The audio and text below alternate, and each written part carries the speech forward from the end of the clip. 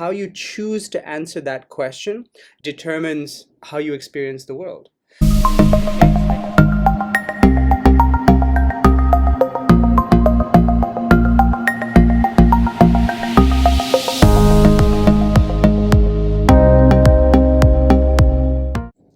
Hi, welcome to the Changemakers podcast, the podcast for aspiring entrepreneurs who want more clarity, confidence, and power. I am so excited about our guest today, Bob Chugani. Bob, how you doing, man? Okay, thank you. Great to have you here, man. Great to have you here. Now, Bob is a certified Heartmath coach, mentor, and inspirational speaker.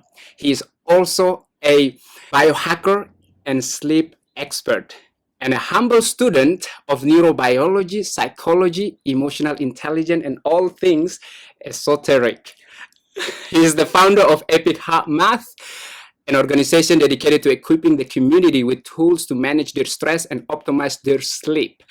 Armed with these tools, individuals and organizations are better able to perform physically, mentally, emotionally, and spiritually. Oh, wow, Bob, my man. Now, Bob, before we get started, I'm just curious, like, what's your favorite quote and why? Okay. So this one is, I can't say this is exactly a quote, but it's just the thing that I constantly am going to. So Einstein. When Einstein was a lot older, he was closer to death, he became very philosophical. And he wrote this one question, which I think is the most profound thing that he's ever written, and it has nothing to do with physics. So here's the question. Do I live in a friendly or hostile universe? And he says that this is the most important question that anybody will ever ask themselves, because it's very subjective. How you choose to answer that question determines how you experience the world. So for example, if I choose to answer the question that I live in a hostile universe, the way I see the world, it's like a lens. I apply a lens or a little filter that I look at the world through. And the way I see the world is that everyone is trying to compete with me. Everybody is going to have this win-lose situation with me. And it's required of me to live in a state of fear. Because it's win-lose. I have to kill or be killed. Whereas, if I choose to answer the question, I live in a friendly universe. And it's just my choice. It's how I want to see the world. Now, obviously, there are good and bad things that happen in the world, but it's an 80-20 thing. What do you focus on? So, if I choose to say, no, I live in a friendly universe, the way I see the world through that lens is that people are kind, people are trying to collaborate with me, people are trying to help me, they want to see me succeed. It's just a nice way of experiencing the world, and if I answer it that way, I live in a love-based emotional state. Incredible! Wow.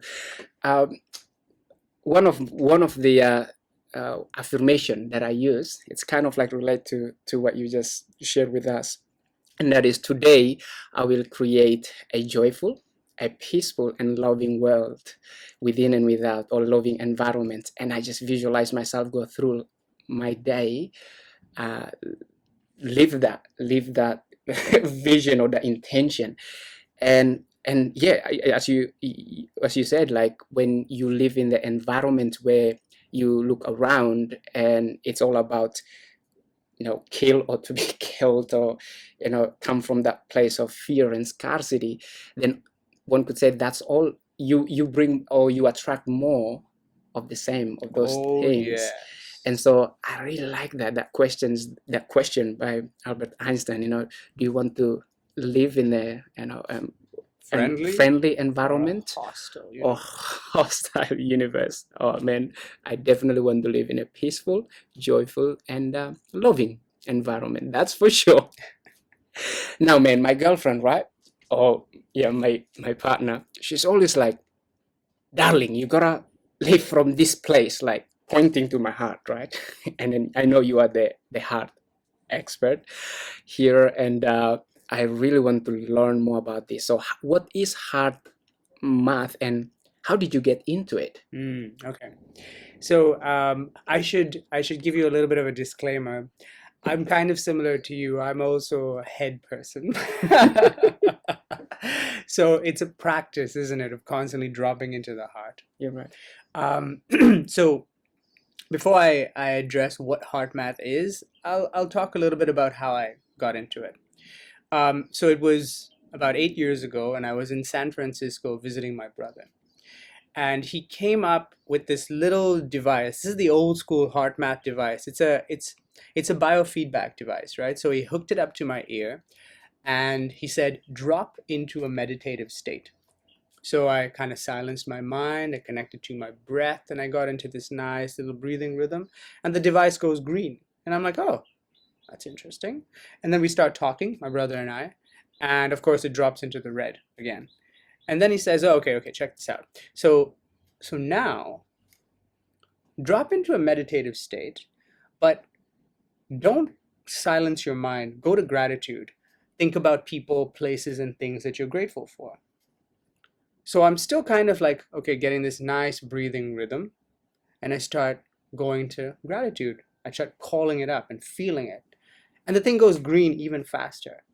And that amazed me, because not only was this device picking up my breathing pattern or the silence of my mind, but it was also somehow picking up on my emotional state. Now, I was like, oh, that's really cool. Wow. And, I handed the device back to him.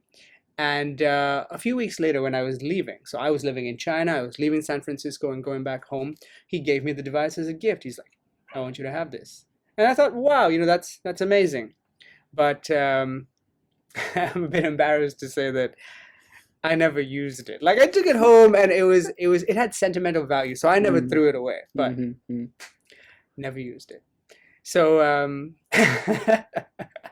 a few years later, I started my first company, and that was when I realized how valuable this little device was, because I was so stressed, and I said, okay, I need to develop a meditation practice. I mean, I had one, but I was never ever very consistent with it. And this was required of me now that I had to deal with so much. It was a startup, right? So I'm doing everything, literally everything, day in, day out. There's just no break. And I was like, okay, I need something. I need a tool to help me with this stress. So 20 minutes of meditation every morning. That was my sort of rule. And the first 2 minutes would be beautiful. Just bliss, silent state, connected to the breath.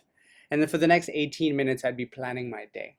What do I need to do? Who do I need to meet? What are the mistakes that I made that need to be rectified? It would be even more stressful, actually. And then I started using this device, and I found that this made my practice so much more efficient, because it would inform me. I would hear a particular tone, and the light was green, right? So if my eyes were open, I could see that it was green. If my eyes were closed, I would hear a particular tone that informed me. Your mind is silent, your mind is with your breath, your mind is with your heart. And if my mind wandered, I started thinking about, okay, well, what do I need to do? Who do I need to meet? The thing would go red. And if my eyes were closed, I wouldn't see that it was red, but there was a particular tone that would change to the red tone. And all that did for me was say, hey, your mind has wandered. Bring it back to the present moment. So it got better. I would have 10 out of those 20 minutes, maybe 10 minutes would be spent in that silent state. 12 minutes, 13 minutes, 14 minutes. It made my practice, even if it was just 20 minutes, much more efficient. And that was when I was like, okay, this thing is a game changer. And that was my humble beginnings. I've come a long way since then. I've gotten certified as a coach. I sold that company, and now I want more people, especially people who are not really spiritually inclined. People who are like, no, that's woo-woo.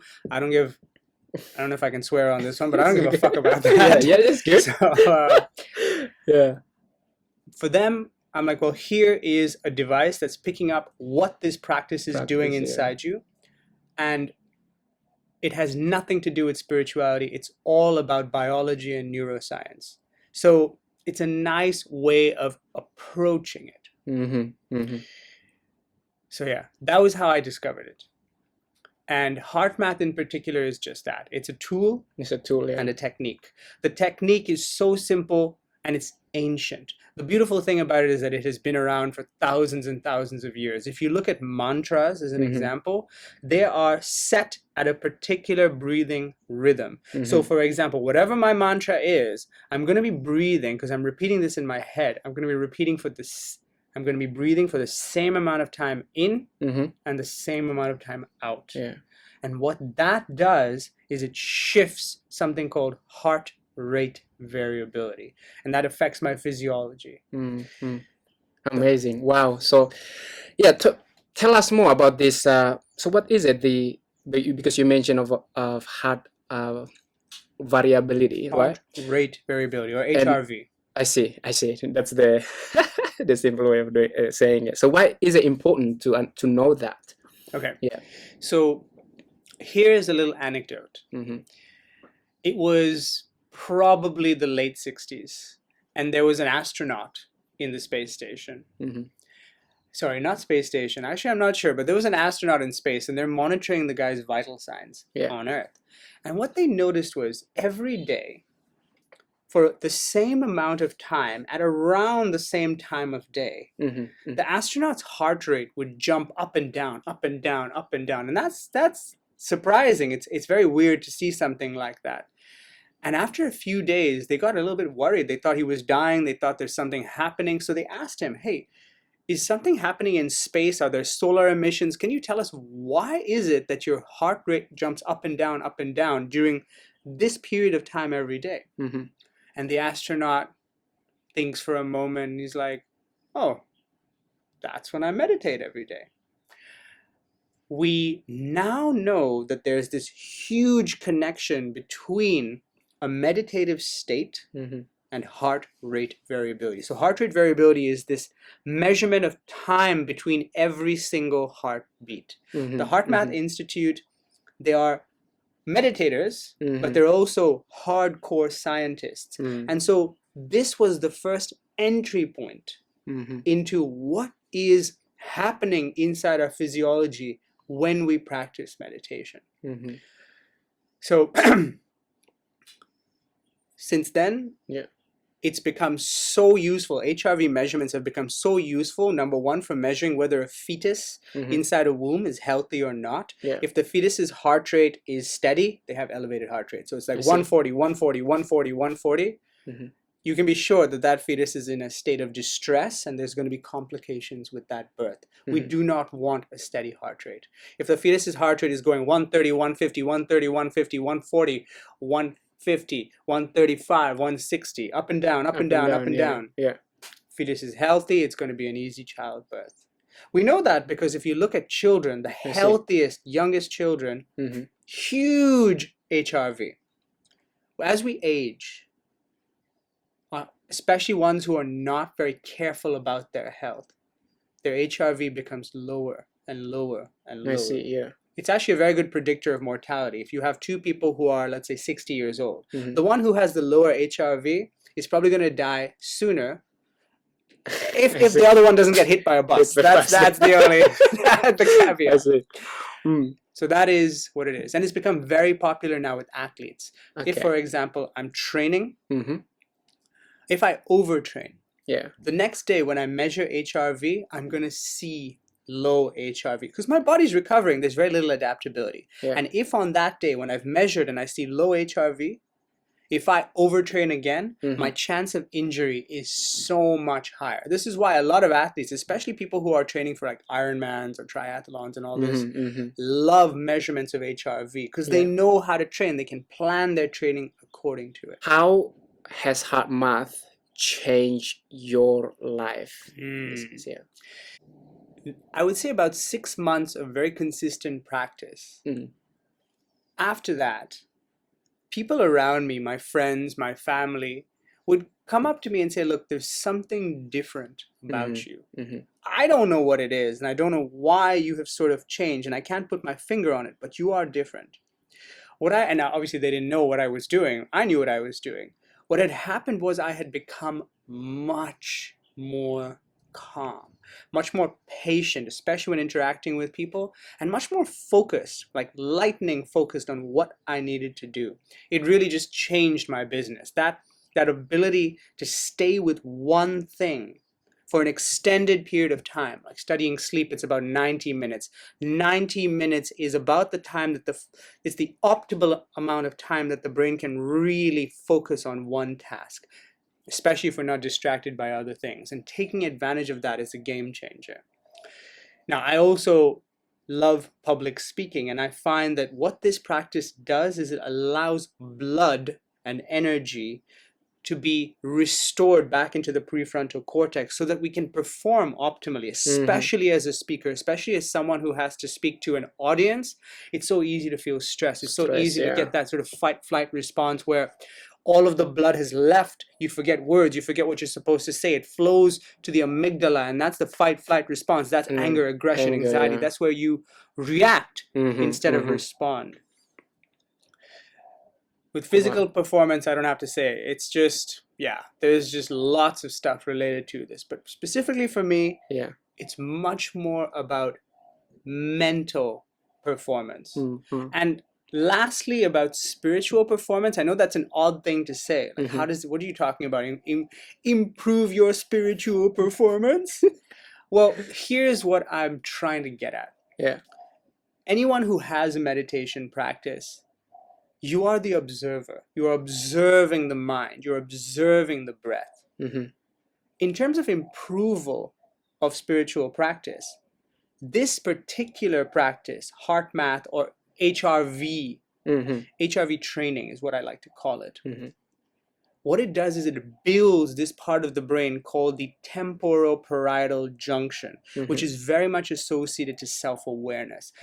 Once that part becomes much more electrically dense, it's so much easier for me to be the observer and not be identified with my thoughts and not get lost in them. It's so much easier for me to be aware of what I'm thinking, aware of my breath, and be unattached to those things. Oh, wow. I think that's what I really need. Like sometimes I can feel like I am part of my own thoughts and my own emotions, and I just like I know that the stillness or the awareness behind all those things there, but then just because the lack of sitting there and meditate, and I can feel like now I distracted by the content of my own life, like check the notification, gotta say this to someone, or follow up with this email, and I just trap in that. But I understand what you said there. When you are unattached, when you're the observer, and if you have the ability, like go through your day and you just have the ability to pull back and unattach and observe your life from the higher perspective, you're like, yep. Usually, because decision, it all comes down to a good decision. If you make if you are the observer and you make a better decision, it usually leads to a better result. So true. It's responding rather than reacting. That's Viktor Frankl. Yeah. That is power. That is true power. That is true power, yeah. You mentioned about sleep, right? Why do you care about sleep so much? Okay, very simple answer here. The quality of my life is directly related to the quality of my sleep. Not to how much money I have, not to my relationships. All of those things benefit from the quality of my sleep. I can be the richest man in the world. I can have the most loving relationship, but if I'm not sleeping, I'm fucking miserable. That is why it's the most important thing to me. I had so many health issues over the last decade, and those were caused by really, really shitty sleeping habits. People say, I'll sleep when I'm dead, or sleep is for the weak, or those things. It's like, okay, good for you, but you are dying faster. Like, in terms of quality of life, sorry, but you do not have a good quality life if you're not making time for sleep. If you're not prioritizing it, whatever else you have going on, you're not actually going to really enjoy what you are doing. It's, in my mind, one of the most important things in life. The two, I would say, the reason why I'm doing what I'm doing is because those two buckets have to be, we have to take care of those two buckets, the sleep bucket and the stress bucket. We have to make sure that the sleep bucket's up and the stress bucket is down. For me, I personally, like, I totally agree with you 120%. Like, sleep is so important. Like, for me, after 8 p.m., like, that's, everything is off. Like, I turn everything off. I learned this from this guy named Robin Sharma. He's like really big into Love Robin Sharma. this thing. So You I must said, have read the 5 a.m. Club. oh, that's the book right there, the 5 a.m. Club. So the whole thing is about you master your morning, but first also it relates to how your night as well. So prioritize your sleep. And when prior to that, I used to like still hold on to my phone till 9, and sometimes I just let that go up to 10. And then the 10, I say, I can go to bed at 11. I can do it.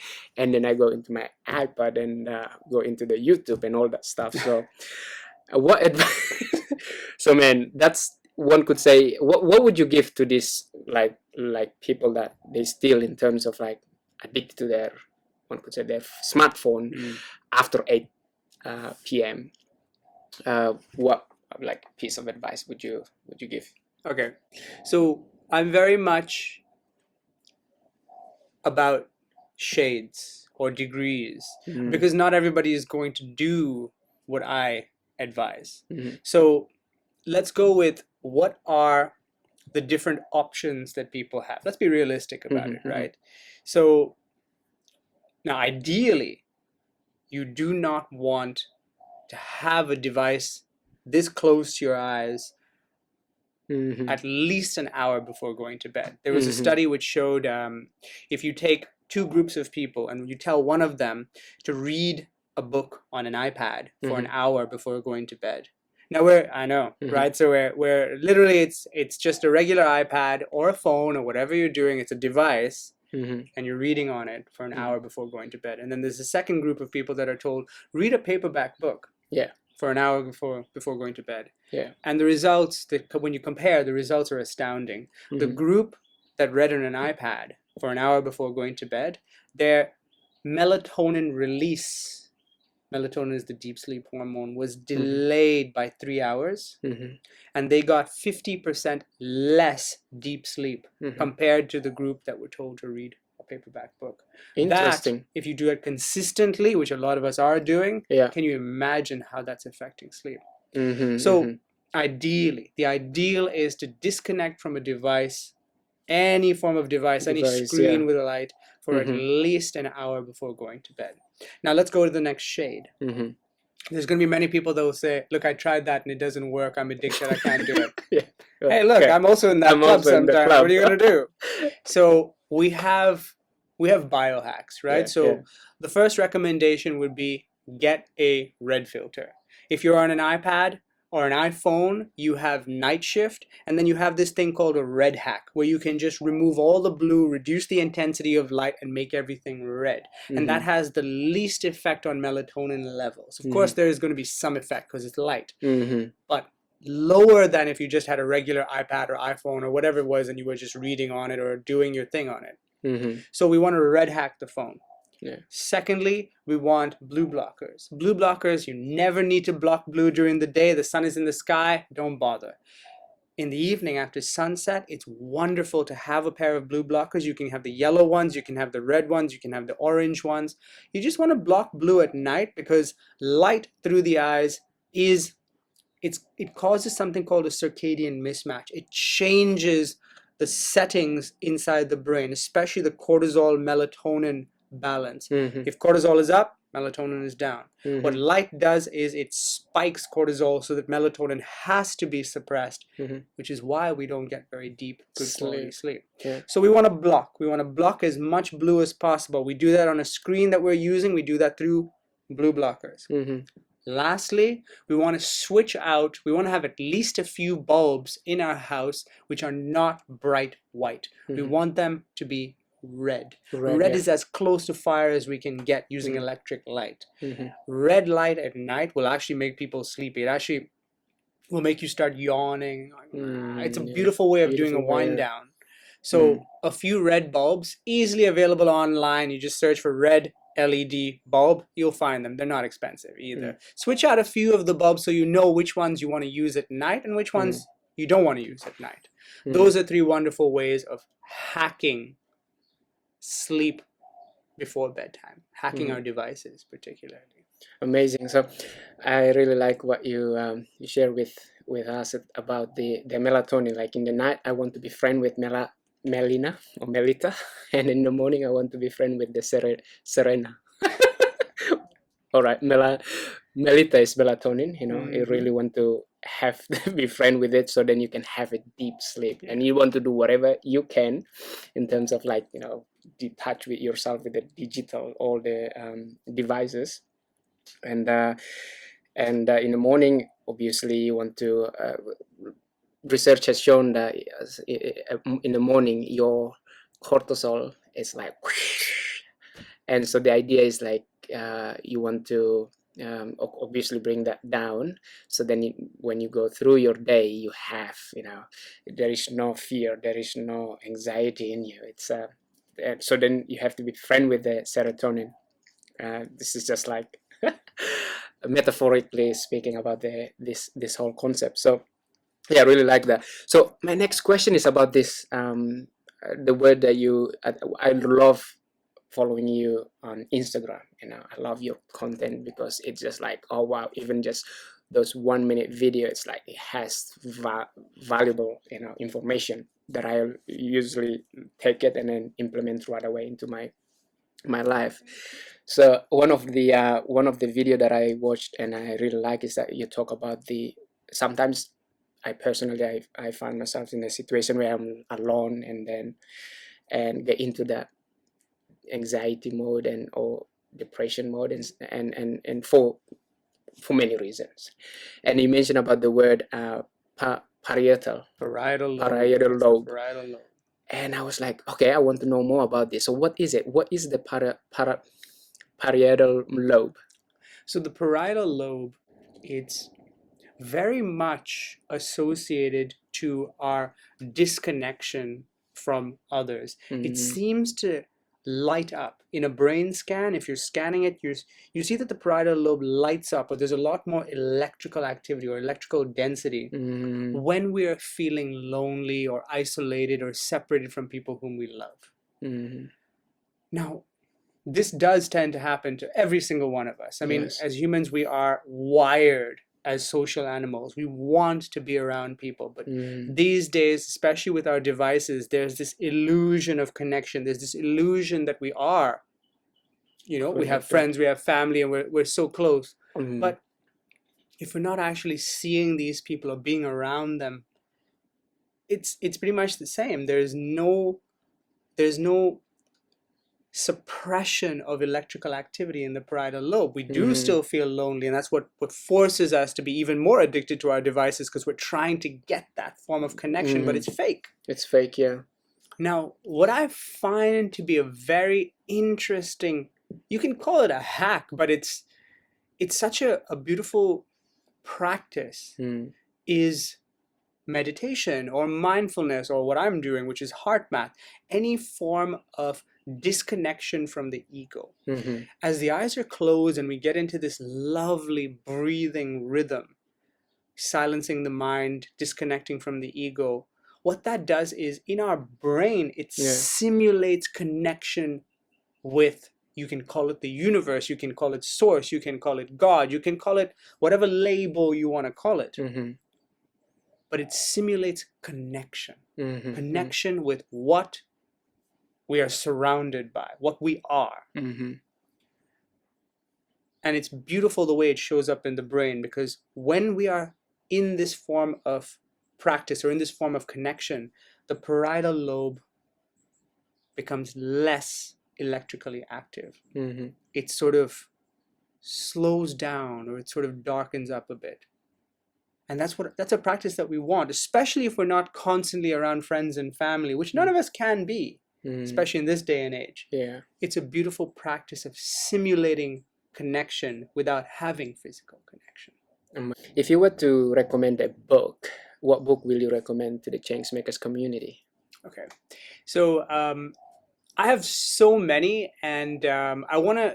There's different ones that you would recommend that I would recommend, maybe for example for business or for personal growth or for health, but the one that I find has a lot of impact. It's a dense book. Now, this is the thing. It may not be for everyone and we might not be ready for it, but at some point in our life, this is a book that should be addressed.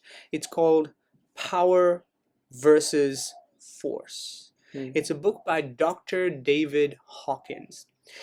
Now, in the first 3-4 chapters, it's really, really dense metaphysics. It's for a lot of us, it's just like, okay, yeah, no, can't, don't want this, can't. It's just not going in. Now, my advice for a lot of people when they first pick up this book is if those 3-4 chapters are just too much for you, skip them and move on to the rest, because the rest of the book is glorious. One of the things I love that's come out of this book, Power versus Force, is this thing called the map of consciousness. It's beautiful. It allows us, it gives us a lens into how we and how every single person that we meet is living in a particular emotional, energetic state, and that is dictating their level of consciousness. And it just allows us to be a little bit more compassionate. This person is living in a state of grief, shame, anger, frustration. It has nothing to do with them. I should not feel angry or frustrated with this person. That's just their level of consciousness. It allows me to be compassionate and just accept them for who they are and for their journey, as I'm on my own journey, and we're all trying to transcend these different levels of consciousness. Yeah, so that's one. That's the one I would recommend. Amazing. So, Power versus Force by Dr. David Hawkins. Amazing. Cool. Now, where can people find you online? So my website is epicheartmath.com, and I actually have a free Heartmath online course there for anybody who is interested. It's a series of videos, and then there's a little guided meditation at the end. I have my my Heartmath devices on there as well. I would like to show you what these things look like. They're very portable. They're easy to carry around. The thing clips into the earlobe like that, and you turn it on, and it's a biofeedback device. It's picking up heart rhythms, and it's calculating them and displaying them on an app. And I can also be found on Instagram at epicheartmath as well. Last question. What is the one thing that I can implement today to create change in my life? I would say get into a state of coherence for at least 5 minutes a day. And it's very easy to do. All you have to do is breathe in for 5 seconds and breathe out for 5 seconds. And you have to keep track of that. It's important to maintain an equal in-breath and an equal out-breath. If you're uncomfortable with 5, go with 6, go with 7, go with 8, depending on the capacity of your lungs. What's important is equal time in and equal time out. And what that does is it just makes your HRV go crazy. It resets your nervous system. It's a wonderful practice to have. Amazing. So breath, one thing. In for 5 seconds. I'm practicing now, right now. And out for 5 seconds. Amazing. Well, that's all for today's Changemakers podcast. And thank you for listening. And also thank you to Bob, and guys, if you haven't also got the Changemakers Manifesto copy, please go to our website. It's www.deditn.com to download your free digital copy. So that's all for today, and see you in the next episode. Bye for now.